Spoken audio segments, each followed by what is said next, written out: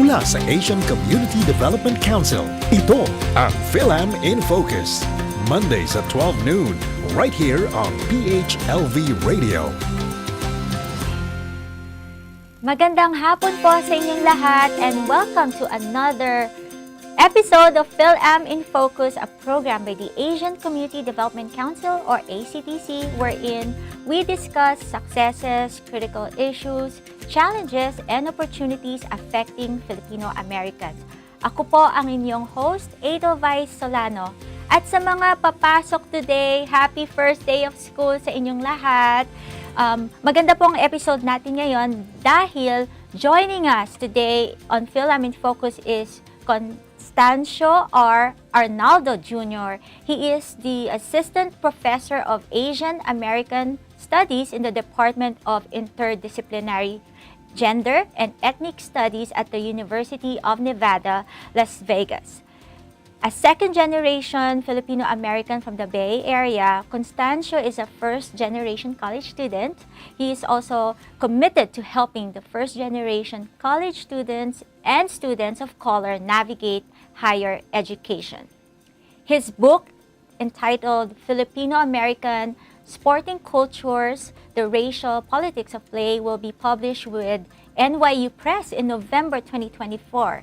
And in his book, he examines the cultural politics of sport among Philippine ex-Americans in everyday sporting spaces and boxing spectacles. So, Professor Constancio, welcome to Fil-Am in Focus. Thank you for having me. So, what inspired you to enter academia, particularly in the Asian American studies? That's a really great question. So I'll go back and tell a personal story. So I grew up in the Bay Area, and thank you for the introduction. I grew up in the Bay Area of California, and I was always wondering why my parents came to the U.S. What does it mean to be Filipino or Filipino American? And I remember going to the local library and looking up a book about the Philippines.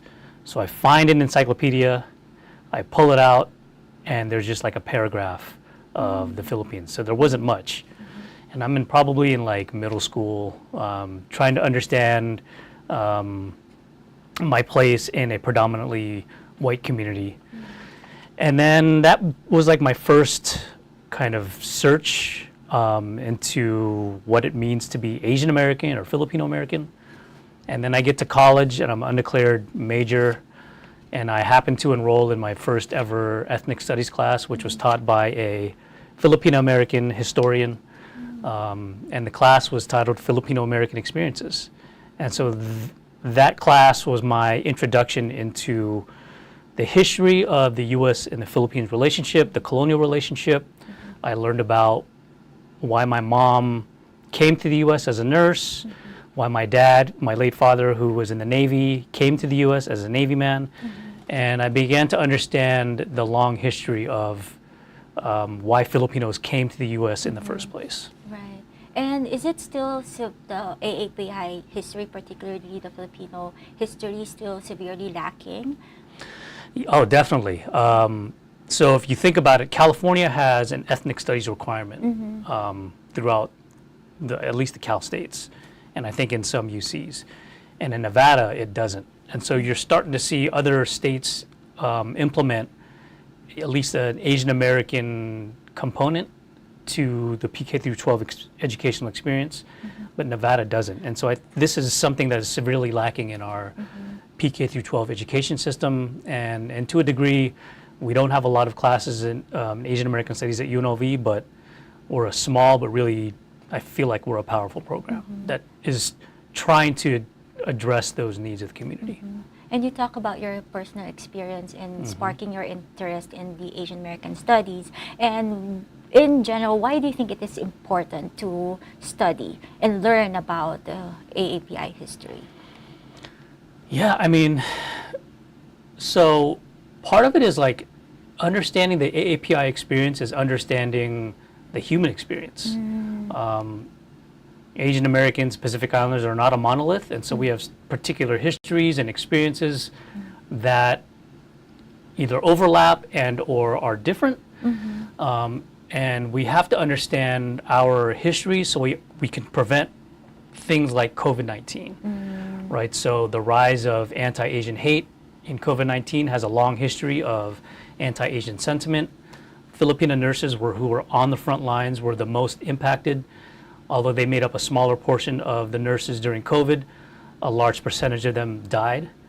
And so these are contemporary stories that are informed by what we know when it happened historically.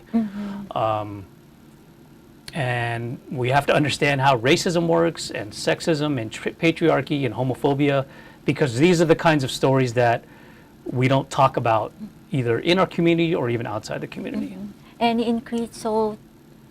increase the understanding of the API community is to acknowledge that there were historical discrimination that happened, and also with the recent COVID-19 pandemic that we all experienced, and that gives us a better understanding of our culture and about the history in general. Definitely. I wouldn't be a professor if I didn't understand this history, and because I am committed to this knowledge, I want to also publish and write and teach about these histories, because part of knowing yourself is your identity. And part of my identity is being a Filipino American who's committed to producing knowledge, but also sharing that knowledge with students, the community. And not only sharing those knowledge to the students and the community, but you mentioned earlier that your mom moved here as a nurse, your dad as a Navy, and it's also showing, I believe, the Asian Americans' contribution to the U.S. economic, educational, or political industry. Yeah, so for example, my mom, she came in the 60s and there was nursing shortages, right? And so nurses came to the U.S. to fill the nursing shortages in the U.S., and that's part of the contributions that you reference.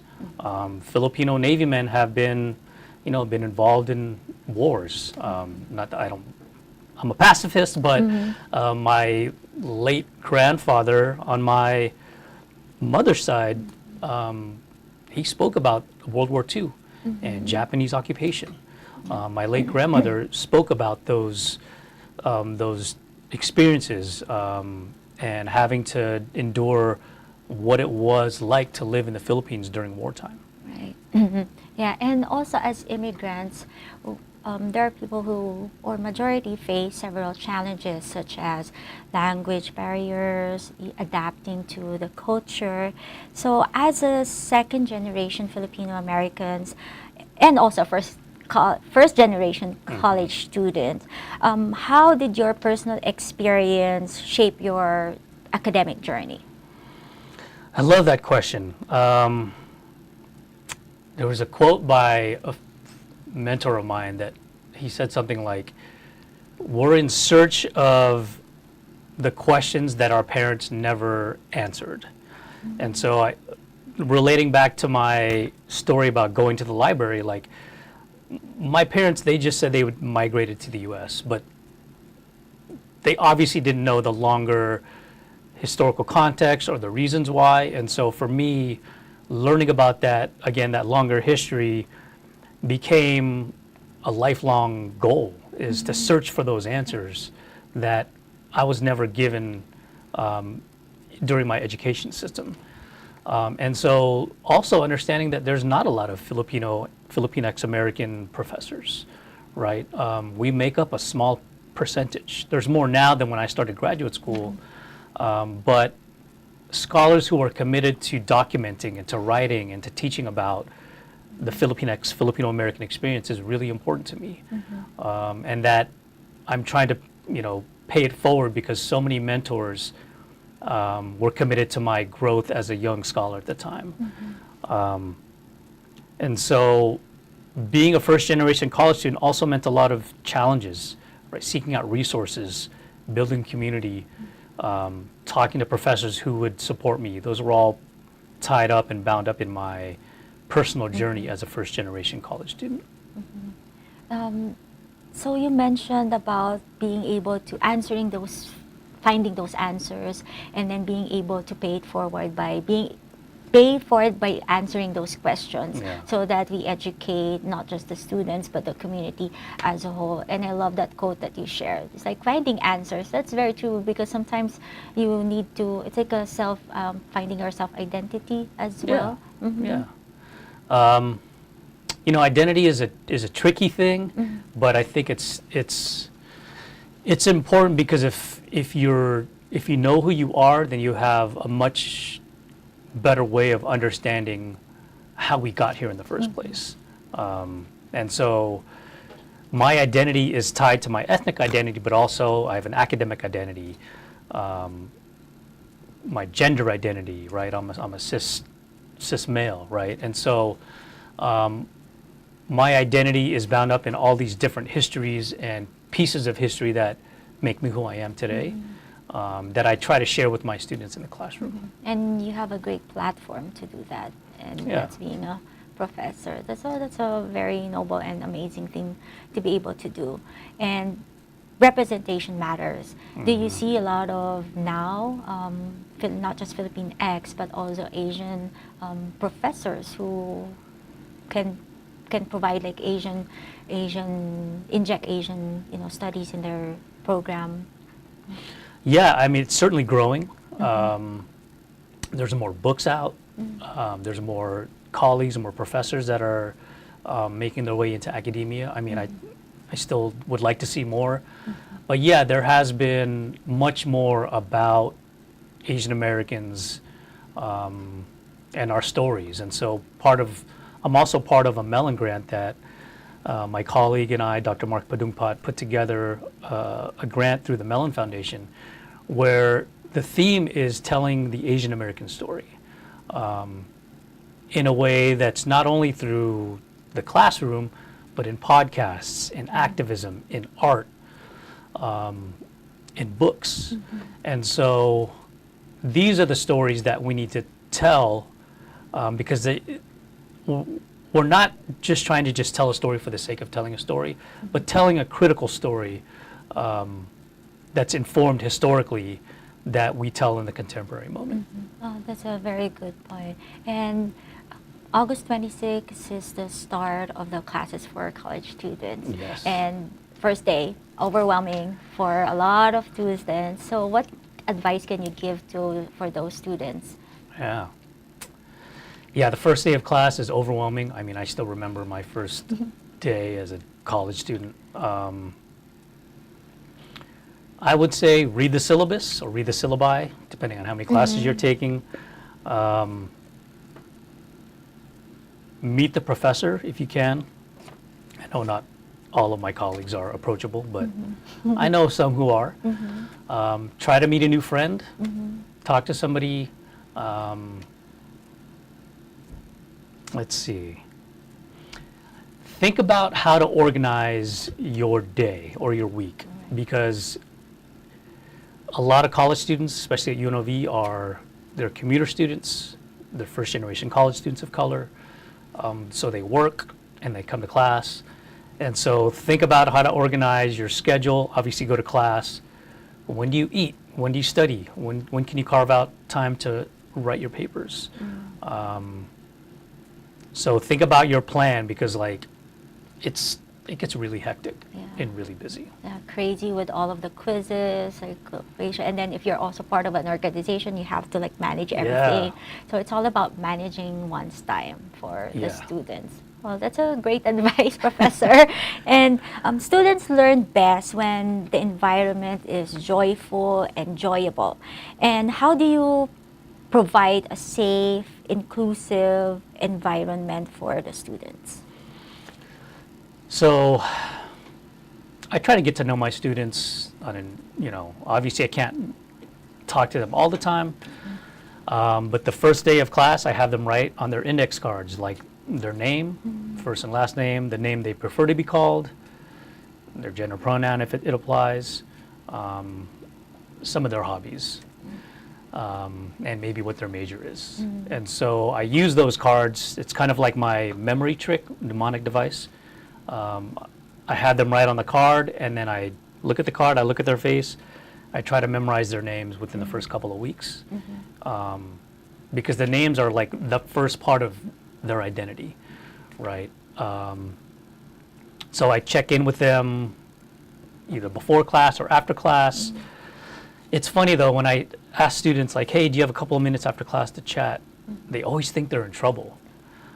But I just do it because I want to check in on them to see how they're doing, how they're feeling about the class.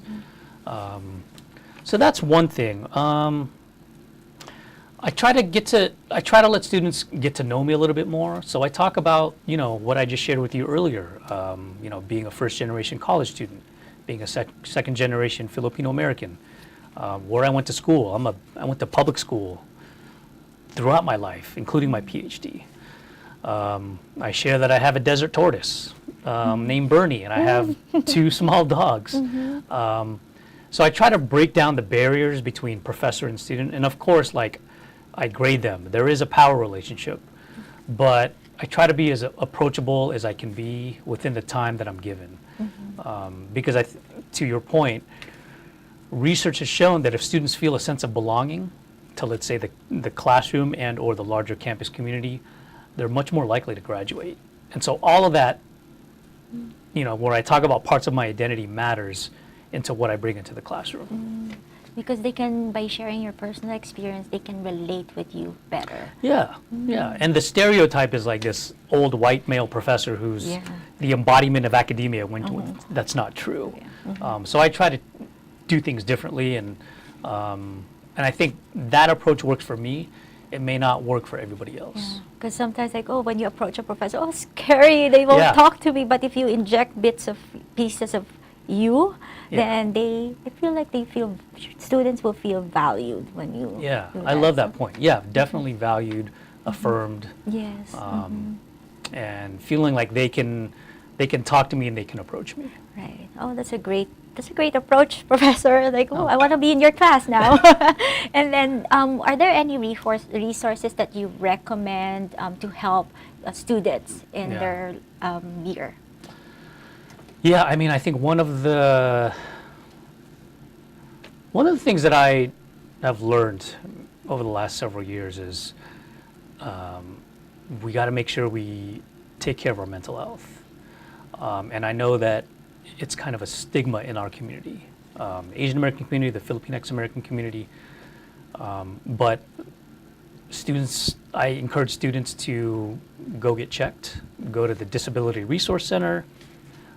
There's also a center, I think at the gym, called CAPS, which is this Counseling and Psychological Services. And some students don't know they have a learning disability, so I encourage them to go. Go to the Writing Center. And then, I think part of it is being a part of, let's say, an organization.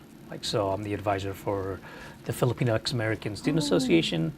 And I've been a part of these organizations where we actually share the knowledge of hey, what class do I take? Where do you recommend I go to, meet more people? So being a part of social networks also helps because it's builds their sense of community with each other, but also builds their social networks in terms of which classes to take. Not that I say not to take certain professors, but these conversations happen outside the classroom that I think are helpful for students to help navigate college. So these resources are available at UNLV. Right. Oh, that's awesome. So they just visit the website in order to access those. They can, or I'm sure they can walk in. And so all of these services are built into their tuition. So they're already paying for it. Wow, and it's okay. Yeah. So might as well make use of those resources and reach out. Yeah, because you mentioned earlier, there's really a stigma among Asian Americans and Philippine X community. If you, for example, if you struggle with mental health, some students, they tend to keep it to themselves because if they tell it to their families, it's good. There's hiya component in it, so they tend not to speak about it. So Yeah, and I say it's okay. Like, college is not easy, and there's a lot of stress and anxiety, and students break down. And so I try to encourage them to make sure that they seek out those resources because they're there for them, and to break down that wall of shame, right? Right. Because sometimes they also are uncomfortable talking about it. So Yeah. if not speaking to you or their friends, just avail of those resources and Yes. reach out. That's very important. Very important for anyone actually to reach out. Yeah, I agree. Yeah. And I recall one of the professors, also doctor, I believe from the Philippine Nurses Association of Nevada, is that you really have to take care of yourself, self-care, you mentioned Yeah, earlier. yeah. And if you cannot give from an empty cup, so you have to take care of yourself. That's like a stick to my mind. Yeah, I love that. It's a great example. It's a great metaphor. Yeah, self-care is also seeking out mental health resources. It's maybe exercising. And it's not like going through a rigorous workout, but like, and I know it's really hot right now, but like going for a walk, breathing, stretching, doing yoga, or even just calling a friend and having a conversation with somebody, right? And I think the tendency is to escape into social media and to just scroll through Facebook or Instagram, but we also need human connection. We need to have a conversation with somebody in person or on the phone or even FaceTime. Those are all steps that we can take to also engage in self-care. Oh, I love that. Like take walks. Take walks, like yoga. Even just simple breathing, the 4-7-8 breathing. I think Yeah. I remember that, like a form of meditation, is it? Yeah. Okay, that helps. So now like I'm thinking about it, it not only helps the students but also our viewers. So if you're feeling stressed or and you have anxiety, just take Professor Constantino's few advices, like take a walk, exercise, and reach out to a friend if you need someone to talk to. Okay. And aside from managing your time, how can students also balance their academic life? They have extracurricular, and if they're into sports, how can they balance it all? That's a great question. I think for me, I just follow routine. I try to build in a reward system so that if I say, hey, I need to read this article before I do anything fun, then I'll do that. But I think your word is balance. So it's about making sure that you complete the tasks that you need to do, right? Read a book, read your chapters for your class, write a paper, but yeah, also do something fun, right? And reward yourself, right? It doesn't have to be working out. It can go like get boba or Boba milk tea. yeah, watching something on TV or something like that. So, or even just like, yeah, I mean, all of the things that I just mentioned, but I try to think about a reward system that helps me. Oh, well, that's a good point. Like a reward system after working hard. Right. Oh, okay. Right. So work hard, play hard. There you go. All right. And then, Professor, you mentioned your book is coming up on November. Your release of your book. Can you tell us more about your book? Oh yeah, thanks for asking. So yeah, the book is titled Filipino American Sporting Culture, The Racial Politics of Play. And so the book is really about how the story about why sports matter to Filipinx Americans. The story takes place not in the U.S. or not in terms of like when Filipino immigrants came to the U.S., but rather when the U.S. went to the Philippines to colonize the Philippines. And so I provide a historical context about how sports were part of the colonial process, institutionalizing the Young Men's Christian Association, the YMCA, basketball, baseball, boxing was introduced to Filipinos. And then I start with a chapter on Manny Pacquiao, who I'm assuming everybody knows, right? And I talk about him as a really complicated figure. And the book chapter 1 talks about how I went to this Bible study on the Strip, and how that Bible study was a really interesting way to think about this term called muscular Christianity, which is a way in which, again, when we think about U.S. colonialism, that was tied to the health and manliness of the Christian male body. And so I analyze Easter Sunday, which is a film by Joe Coy, that threads a needle of how Pacquiao matters to diasporic Filipinos. And then the other chapters are about a basketball league, a Filipino American Basketball League in the Midwest, and then a basketball league in Southern California. And I'm really thinking about how these basketball leagues are important ways for Filipino immigrant men to form bonds with each other in the Midwest, but then also for other Filipino American men in another basketball league to perform a certain kind of Filipino American masculinity. So they would share how they'd go to the Philippines to buy these uniforms that were made in the Philippines, and then bring them to these basketball leagues to play basketball. But it was really interesting because they were so proud of wearing these uniforms that were made in the Philippines, and it gave them a sense of identity, a way for them to like assert and perform a certain kind of Filipino American masculinity. And so those are the two chapters, and then the other chapter and the final chapter is on how Filipino Americans are playing flag football against these white women who didn't feel like they were that good. But these Filipino Americans and some Asian Americans were actually really good at playing flag football. And so I talk about race and gender as they're playing against these other white women who devalued their athletic ability. And so I wrote the book because I used to play sports a lot. But again, it wasn't until I got into my PhD program where I started to think about like, why is sports so important to Filipino Americans? Like, why are so many people cheering for Pacquiao? And so that, kind of going back to the first question you asked, was about me trying to find these answers to my own questions.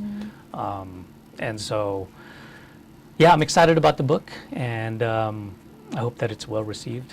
Well, it's very interesting, and you captured like everything, a basketball, like everything, you know, that it's a pastime for Filipinos, and then learning about it and finding the answers to your own questions. Oh, I love that. I can't wait for that book. Oh, thank you. Where will the location be when your book gets released? So you can, I don't know if you can pre-order it, but you can find it on Amazon.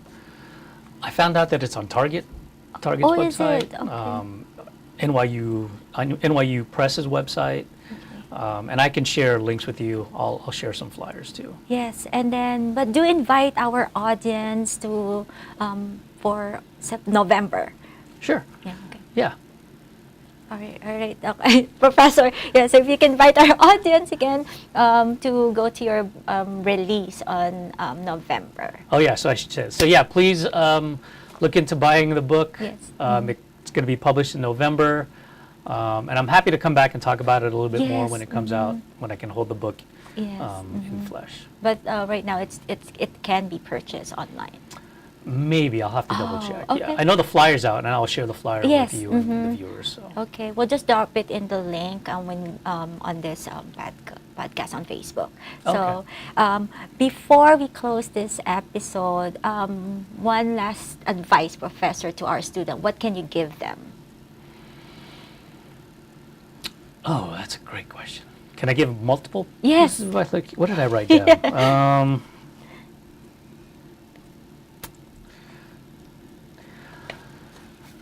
I don't know. I think learning should be fun, and it should be engaging.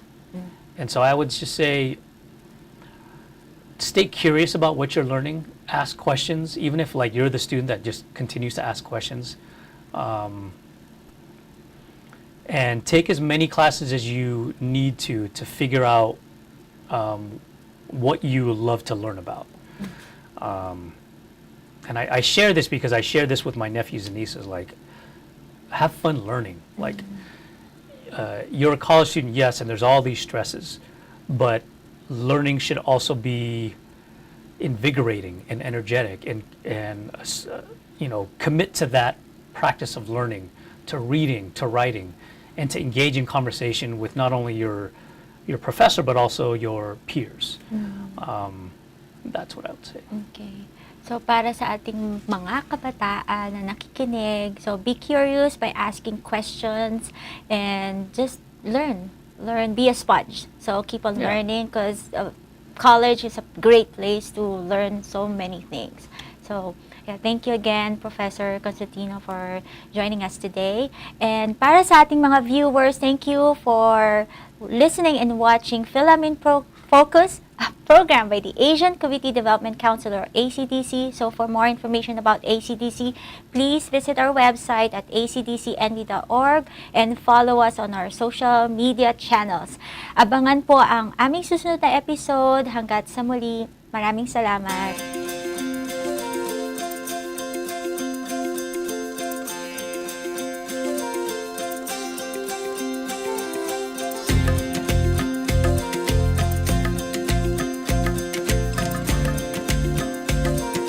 Mula sa Asian Community Development Council, ito ang Fil-Am in Focus. Mondays at 12 noon, right here on PHLV Radio.